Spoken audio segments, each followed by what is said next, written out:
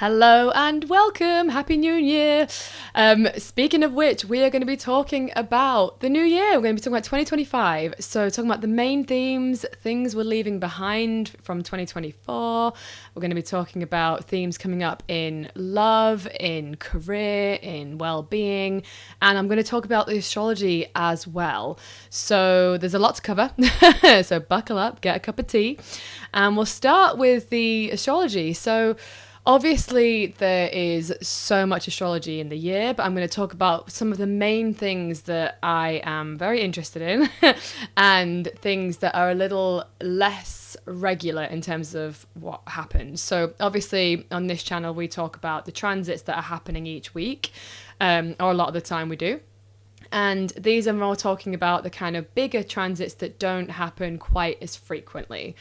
So this year, we've got some really interesting astrology happening. So in general, when we're looking at astrology, we've got these sort of inner planets that move quite quickly. So the moon moves really fast. The moon moves every 2.5 days, changes sign every 2.5 days.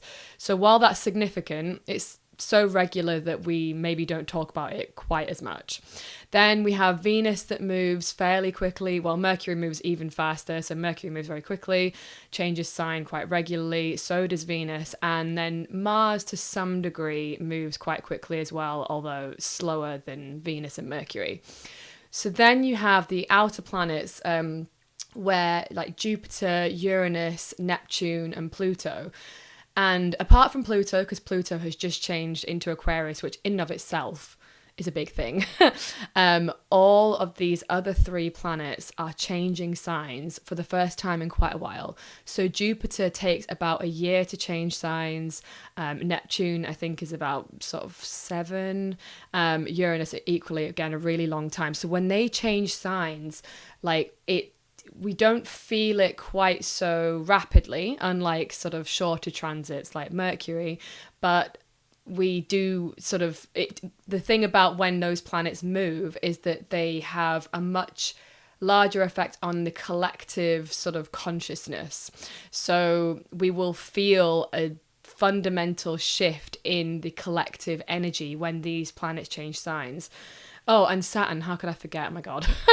Saturn is also changing signs. So Saturn is going to be moving from Pisces into Aries. Neptune is also moving from Pisces into Aries. Uranus is going to be moving from Taurus into Gemini. And Jupiter is going to be moving from Gemini into Cancer. So really, really different energies. It's really interesting how we've got quite a few moving into Aries, and Aries is like the go-getter, the like fast acting sign. It's also Uranus moving into Gemini. That is right, isn't it? Yes. Is like also a sort of yang energy. So they've moved from these sort of earthy, watery signs into fire and air, which is a very, very different feeling. Now, Jupiter going into Cancer, I'm really looking forward to, because Jupiter has been in Gemini for this last year, and frankly, I think it's been quite uncomfortable. Jupiter doesn't do very well in Gemini, but Jupiter does really well in Cancer. So when Jupiter enters Cancer, it's really worth looking at what part of your chart contains Cancer. So which house Cancer rules, and Jupiter will bring abundance and the sort of higher form of Jupiter is that he can bring sort of abundance and like good fortune and joy and opulence.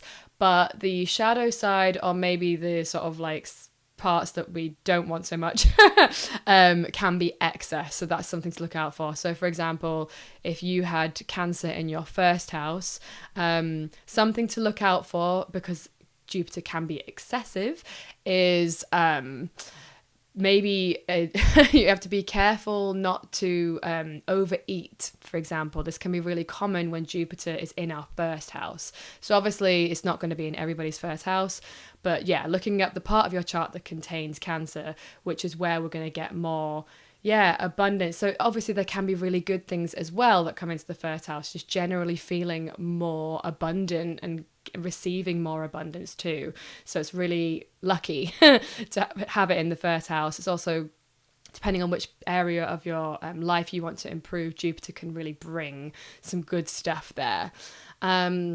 So again, looking at the other planets, so say where Uranus is moving into, looking at the part of your chart that contains Gemini, seeing what Uranus can bring there. So Uranus can bring sort of breakthroughs. Uranus can bring... I always think of Uranus as being quite disruptive, but for the good, right? So it's changing things up. So feeling a shift in that area of your life. So again, looking at where Gemini is in your chart. And then Saturn, again, so Saturn's going to be moving into Aries. So seeing which part of your chart contains Aries. Saturn brings, again, in this higher form, is like discipline, structure, responsibility. But in the shadow form can also bring restriction and limitation. So for example, like Saturn's been transiting through Pisces for the last couple of years. And I have felt, so that's been in the 6th house for me. And I've really felt like in some ways it's been really good because it's the 6th house rules sort of like, actually it's Saturn's domain is the 6th house really, because it's day-to-day sort of like habits, routines, structures. So I've been really getting much more dialed into bringing structures into my day-to-day life. But I've also had more health problems than I've ever had in the last couple of years, which is like really unlike me. And I'm fairly convinced this is Saturn's influence, where there's been sort of restrictions. So it's sort of like if you push too hard, you will like get more illness like that. When you have lots of sort of Saturnian energy in the 6th house, sometimes it can bring health issues. And I have seen that more than I ever have in my life, to be honest. So yeah, so again, bringing this back to this year, seeing which part of your chart contains Aries, then that's where Saturn is going to be entering and bringing either structure and discipline and where we want to show up and grow up. That's Saturn's kind of thing. So that area of your chart is where we grow up and show up. And then, have I covered them all? I've talked about... Oh, yeah. Anyway, so yeah, that's kind of the main big planetary shifts, like the ones that are really slow moving. They're all shifting this year. We've also got the nodes changing. So the North Node and South Node have been in Libra and Aries, this axis between Libra and Aries, and those two areas have been really sort of highlighted for us. And it's going to be shifting into Virgo and Pisces. So again, that's a really different kind of vibe. It's going to shift which houses are being lit up for you. And the North Node and South Node, or the nodes, I should say, really talk about our soul purpose, like what we're here for, what we're moving towards. So we're going to be highlighting that in a different part of our charts, in a very different energy. Like with Virgo and Pisces, it's much more... Virgo and Pisces, the axis speaks of really like the dream world, that's Pisces, and Virgo, which is like the earthly world. So like how we bring our dreams into fruition onto this earth. Like, so I often feel like with the Pisces Virgo axis, it's like Virgo says, well, that's great, that's a dream, but like, how are you going to do it, right? We need to do the stuff. We need to actually ground this into reality. But too much Virgo, Pisces will be like, yeah, but you need to have the vision, you need to have the dream, you need to dream big, you need to take time to visualize what it is that you actually want. So that's kind of like the energy of Virgo and Pisces. And then again, seeing which parts of your chart Virgo and Pisces rule will give you more information in terms of the areas of your life that are being lit up around this. So that's a kind of like quick rundown of the astrology. Obviously, there's way more astrology that's going to be happening through the year, but there's some really major things. And I would say as an overarching theme, before we even get into the cards, is that change is absolutely happening. And it feels like, honestly, I'm curious what the cards are going to say about this too. um, that change is happening, and it's up to us whether we go along for the ride or we resist it, right? So it's like it's already happening, but are you fighting it or are you going with the flow, right? That's really up to us. Like, we can't control whether it's happening or not because it's happening, basically. But we can control how we feel about that change, how we navigate that change, how we adapt to that change, how we become more flexible in the face of change, because otherwise we could create a lot more unnecessary suffering than we need to, frankly, because change can be challenging, but we don't want to make it more challenging than it needs to be. So with all of that in mind, let's see what the cards have to say about the main themes for the whole year ahead, please. For those watching, what are the main themes coming up for us? Ooh, I feel really fired up talking about it. Yeah, I'm really conscious of all this yang energy. I mean, I know Jupiter is moving into Cancer, which isn't so much yang, but with all the others, they will go back into like Pisces, some of them, like Neptune goes back into Pisces, and Uranus goes back into Taurus when it goes retrograde, so it's sort of like flip between the two, like we saw with Pluto. So Pluto like kept going back into Capricorn, then Aquarius, then Capricorn, then Aquarius, but still we're going to really feel a collective energetic shift this year. Okay, so what are the main themes, please? Give it a good old shuffle. Ooh. Hang on, did that flip round? Interesting. Well, there's a couple of cards. Let's see any of those come back out.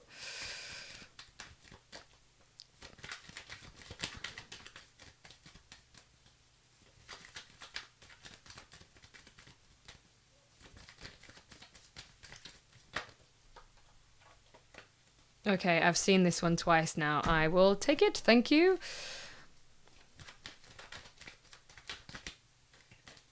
Oh, that's so funny. I'm just realizing, like... Wow, okay. I'll show you in a minute. I'll get a couple more cards out for main themes this year.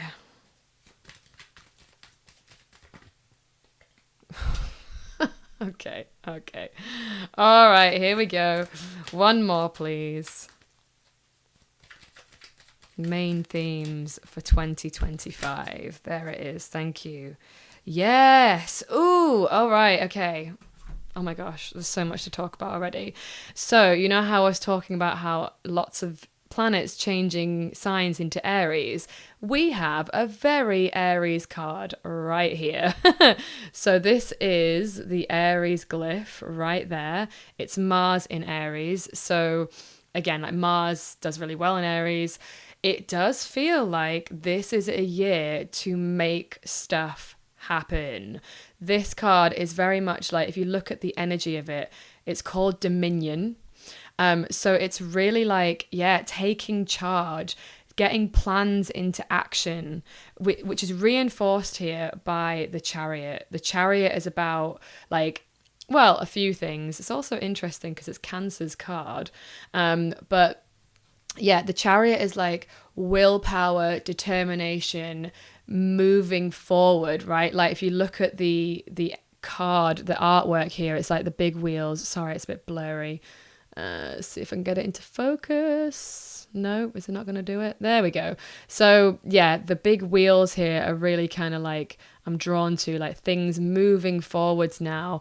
But it's what's I find fascinating about this card is that he's holding this disc and it's by the solar plexus. So the solar plexus really speaks of willpower, of power in general, our power center.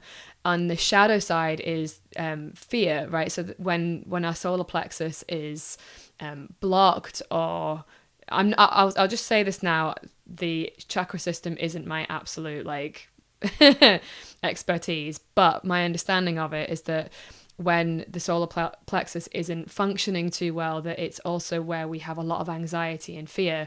But it's really about stepping into power with the solar plexus. It's our ego, it's our identity.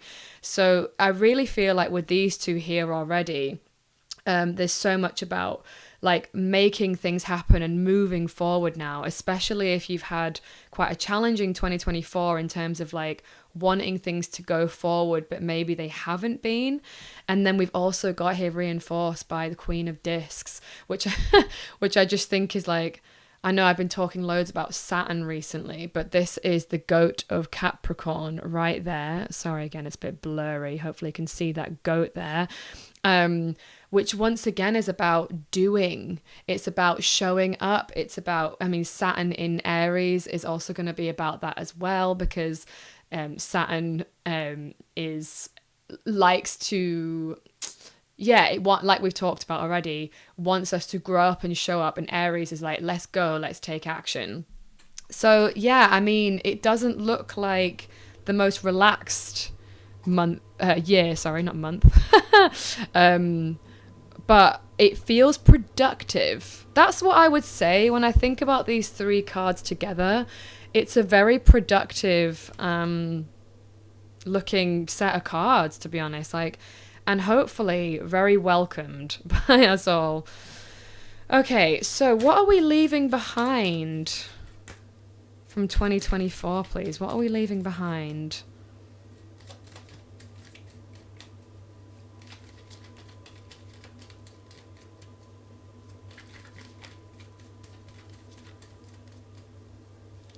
What are we leaving behind from 2024?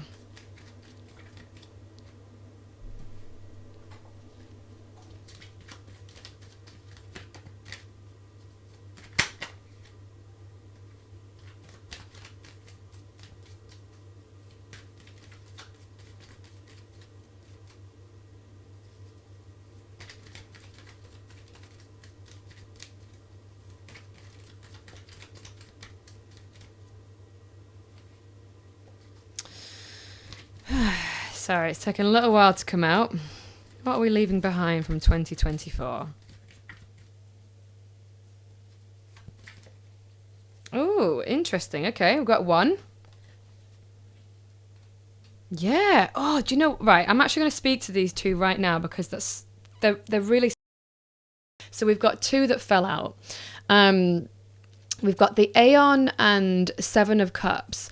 This, to me, feels like indecision, right? So the Seven of Cups often speaks of like, like not quite making a choice, having lots of options, and maybe feeling a little bit like shiny object syndrome sometimes. So, and what I mean by that is like, kind of flitting between things, right? So this sort of indecision.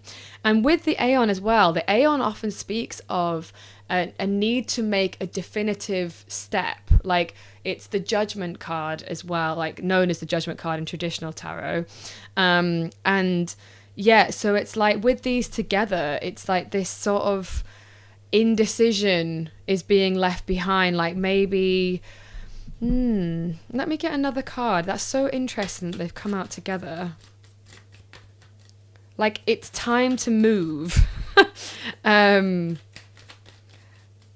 And yeah, to stop kind of like, right, okay. So we've got Four of Discs. This is quite a stubborn energy sometimes. So again, like this sort of not moving, things feeling stuck, feeling indecisive, feeling like you're not sure what to do. Like this is all what's being left behind. So this is really positive. Like together, I feel like this is really positive if it's been like felt a little unclear. Although it's not exactly speaking of like just about lack of clarity, but just not being... These all like Queen of Discs as well is a very look at her, like she's a very decisive, knows what she's doing. It's like there's no messing around this month. I keep saying month, what am I doing? Dominion, taking charge. Chariot, taking charge, like not being so slow to decide and not being so just sort of like unsure of yourself. That's what it is. Being more sure of yourself, being more certain of yourself, and not being so stubborn is what I want to say, because of this card here. Like, Four of Discs does speak of that sometimes as well, being a little bit slow. Yeah, frankly, because fours are often in tarot, fours are a place of rest, but they can sort of, well, the higher form of it, higher expression is that it's rest, it's taking respite, but it also has this sort of, but you're not done yet energy, right? It's only at the 4. The 10 is when you're done. So it's like, you're not done yet. Things are shifting now. Things are changing now. Things are changing. What comes after the 4, 5? All the 5 cards speak of change. Sometimes not easy change, but change nonetheless. Okay. So what I'm going to do now is I'm going to do one theme for our relationships first. So what is the major theme around our relationships, please?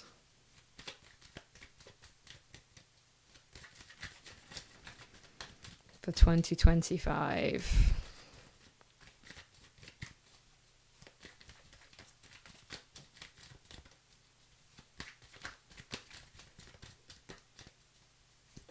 Ooh. One moment, please. Oh, that was quite a few there. Okay, too many fell out, but let's see if any of those come back out. One card in terms of themes. The theme for our relationships, please. Which is the major theme?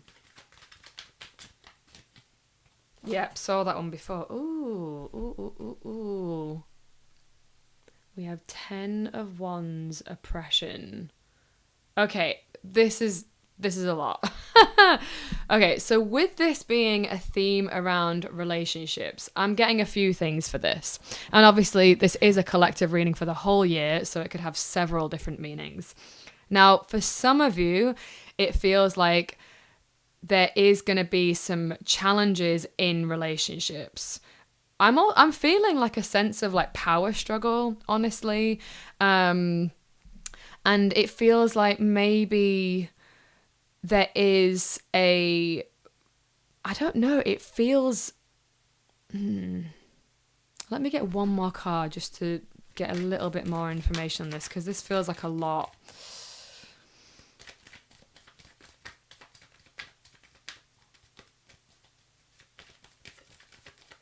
Some of you, it's leaving behind relationships that feel oppressive, right? Like just being really kind of, yeah, okay, here we've got 6 of Swords, moving forward. So for some of you, it's about moving forward from these challenging relationships, from these oppressive relationships that are not really serving you.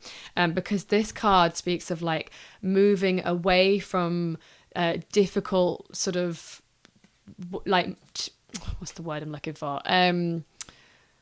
Yeah, like challenging terrain is what I'm hearing, honestly, and bumpy waters, and like journeying away. Like some of you might even literally be moving away, like to a different place, either with your partner or without.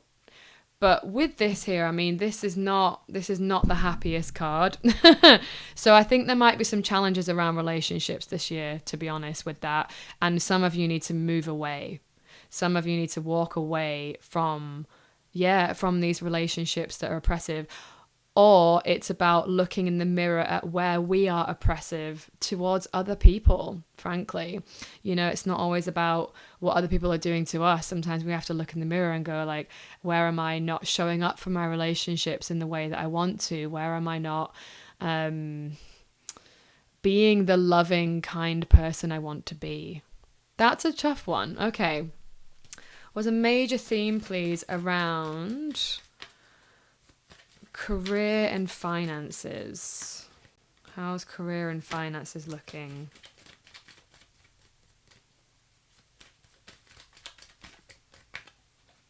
Ooh, like that. Okay, we've got Queen of Wands. So I actually feel like this is quite a specific message, but I will just say it because it won't apply to everybody. But some of you are going to be starting new creative businesses this year, it looks like. And it looks like it's going to be, excuse me, I often associate this card as being really creative. And yeah, because it's in the context of career and finances, it's about some kind of creative business potentially. But if it's not a creative business for you, because I don't think everyone's going to be doing that, it is just generally being more creative in your work, taking more charge again in your work. Maybe some of you are going into more positions of power in your job. It's a really positive card though, and I really love that this is here for our career. It's like, and following your passion is what really speaks, like Queen of Wands speaks of. And yeah, like, really enjoying your work, putting your passion at the forefront of the work that you do and how you make your money, which I love this very much. Okay. And one more, please, for well-being. What's the main theme around well-being and health?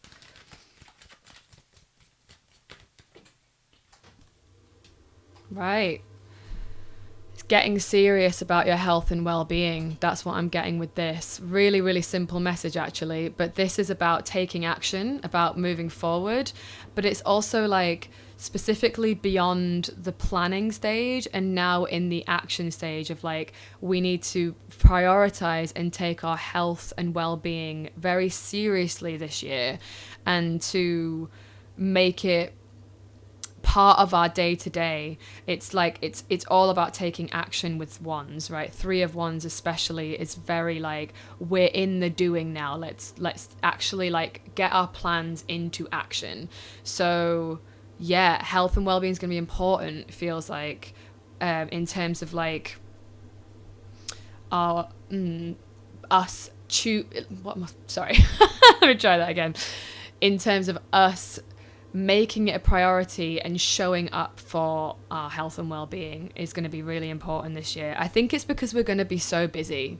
Now that does feel important, because if there's going to be lots of change and there's going to be lots of taking action, there's going to be lots of moving forward, there's going to be taking things seriously with the Queen of Discs here, we also really need to make sure that our health and well-being is a top priority so that we can show up for that. Now, this is something that, like I've touched upon, has been a huge thing for me recently of like, yeah, if you're not nothing without your health, but without your health, like everything becomes so much harder. And I really, really felt the truth of that this last month. It's been really difficult, like showing up in the way that I wanted to, even on YouTube and all that kind of stuff, when I've not been feeling 100%. So it's about taking that really seriously as well, and not seeing it as a sort of frivolous or superfluous thing, but deciding like that actually has to come before other things, before my work, before my, whatever, because that is the foundation. Our health and well-being is the foundation in which everything else thrives. So that is a bit of a summary for the year ahead. Let me know what resonated for you. I hope you enjoyed that. And as always, if you have, commenting, subscribing, liking the video, it really helps support the channel. And thank you so, so much for being here. I am so grateful for your time and attention. So thank you, and I'll see you in the next one. Mwah!